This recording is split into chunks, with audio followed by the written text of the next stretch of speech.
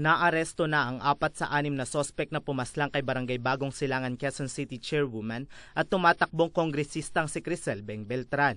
Kasamang iniharap ang hinihinalang mga kasabwat ng mga ito dahil sa illegal possession of firearms. Iniharap ng Quezon City Police District kasama si Acting Quezon City Mayor Joy Belmonte ang 9 na nahuli sa isang press conference na isinagawa sa Camp Karingal. Kinilala ang mga sospek na sina Teofilo Formanes, 48 gulang, Ruel Juwab, 38 gulang, Orlando Juwab, 32 taong gulang at si Jopoy Juwab, 28 gulang na naaresto sa Commonwealth Market. Samantala 2 pa sa mga sospek ang patuloy pa ring pinaghahanap ng mga otoridad. Sa kabila nito, hindi nakaharap ang anak ng pinaslang na kapitana na si Winsel Beltran, bunsod ng siya lamang ang pinapapasok. Bali, ang gusto po kasi nila ako lang mag-isa, pamilya, pero hindi po kasi kami sanay na ng ganito yung nangyayari. Kailangan ko po ng legal advice po ni sir.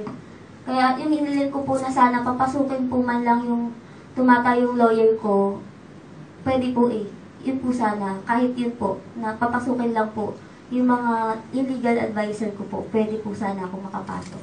Sa isang press briefing na isinagawa naman ng kanilang grupo, nanawagan dito si Winsel na ilabas ang totoong pangyayari sa krimen. Hanggat hindi po nalalaman kung sino po talaga yung nag-uutos sa kanila, hindi po namin matatanggap na case close yun. Dagdag pa nito, kung politika man aniya ang dahilan, hiniling nito na isantabi na lang muna ito at tulong-tulong na ayusin ang pinagdadaanan ng kanilang pamilya. Hindi lang din aniya kasi ang pamilya nila ang napilayan, kundi maging ang buong barangay Bagong Silangan.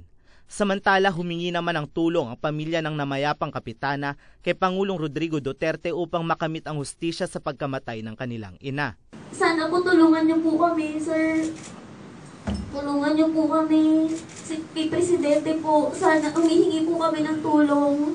Maliban dito, nakiusap din ito sa mga Volunteers Against Crime and Corruption o VACC upang umusad ang kaso laban sa mga sospek. Matatanda ang noong ika-29 ng Enero nang tambangan ng mga sospek lula ng 3 motorsiklo ang sinasakyan ng kapitana sa JP Rizal Street malapit sa Philinvest 2. Glenn Batrina, Newslight.